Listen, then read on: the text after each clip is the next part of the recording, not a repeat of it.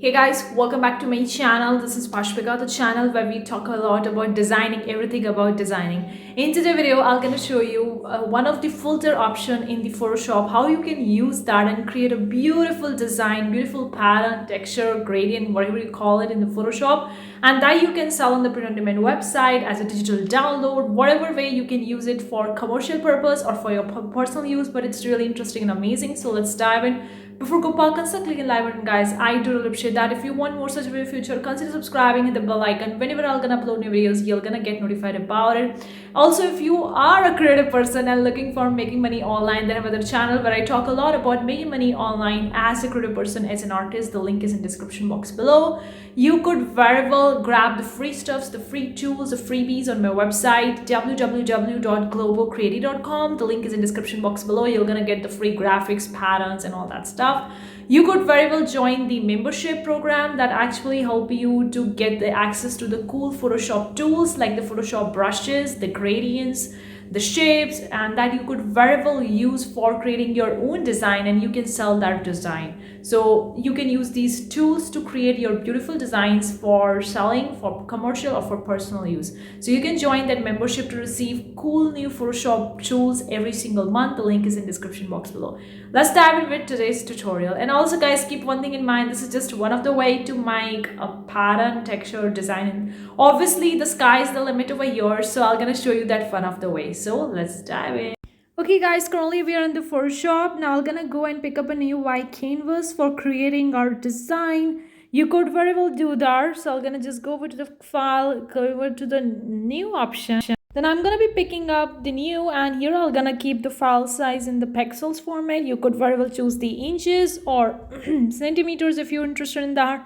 And then you could choose the width and size of your canvas. I'm gonna keep it as I'm gonna choose at 3000 by 3000 pixels, resolution 72, RGB color mode, background content in white.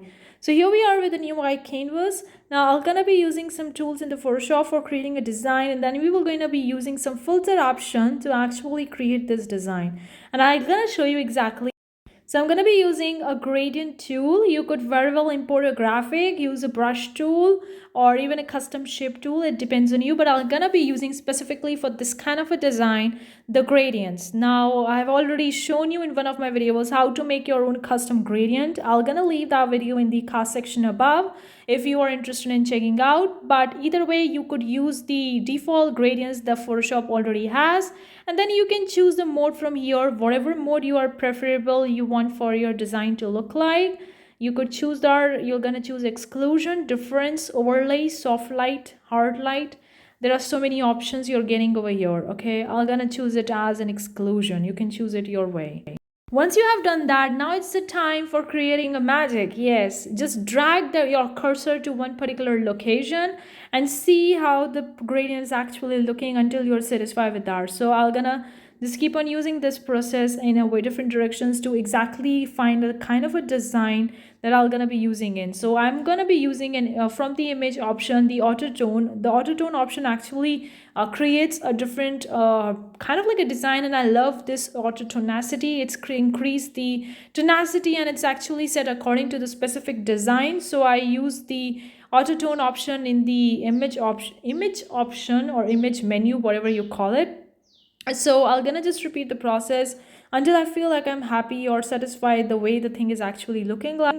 Now I'm gonna be using some other gradients probably because I want a different kind of the result. This is a kind of like a different gradient with a little texture. Again, the auto tone. So you could see how the auto tonacity option, the auto tone option is actually converting your design something really beautiful. I like this one. Okay. Now I'm gonna be using some filter option right now, and I'm gonna show you how to do it. So I'm gonna go over to the filter. Then I'm gonna be picking up the crystalline, the Fipple filter first. Okay, the ripple filter, sorry, not Fipple, it's a ripple. And then you could see the rippling effect a little bit more over here, nothing much you can see over here. So I'm gonna go and use some kind of a filter that is a crystalline. So first I've used the ripple one, the second one I'm using the crystalline, and crystalline actually create a crystals of your design, and that creates a really beautiful effect. Now you could see this is such a beautiful effect. You could see that it's kind of like creating a crystal. You could create the crystalline effect not just using a gradient tool, but you could also use it by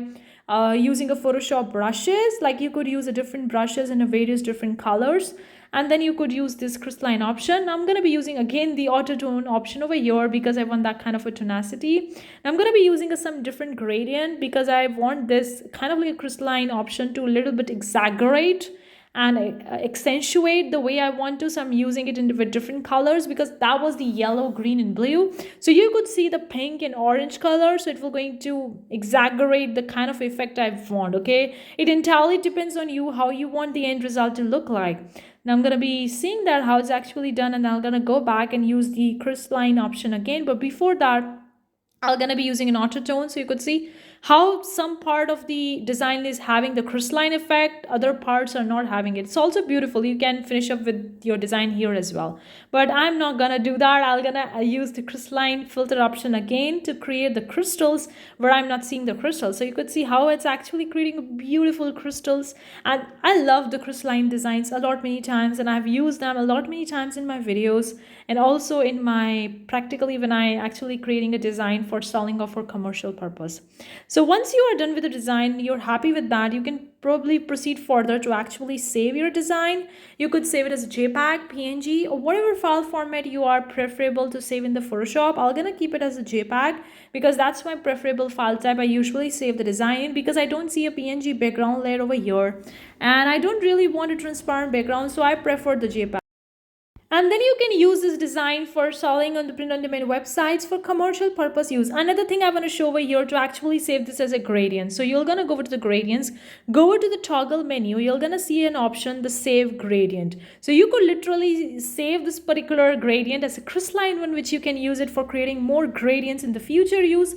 And then you could name your gradient. It would be saved in the .grd file format. That's a default or the ideal file format for the gradient files, and then you can simply click save, and you'll be able to save this particular gradient that you have created using the crystalline filter in the Photoshop, and then you could use this particular gradient for your future use for creating a more design. So I'm going to click over to the save, and here we have saved this particular texture or particular design as a gradient. So that's also the way you could proceed further. You could use a different filter option, then you could save it either as a pattern or you could save it as a gradient. It depends on you. If you want it to be a pattern, that could be a pattern, but if you want to use it as a gradient, then it could be a gradient, and you could do a lot of the stuffs over here. So I've shown you the two methods over here. One is actually saving the original design as a JPEG, and another one is actually saving it as a gradient file, making it as a gradient and saving it so that you could use in the future use.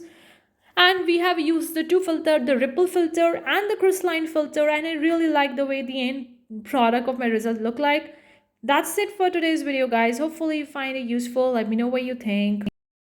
Hopefully you find this video useful. Let me know what you think in the comment section below. Do you want more such tutorials or video requests, or really welcome? Thank you so much for joining in. I'm gonna be seeing you in the next one. Till then, take care.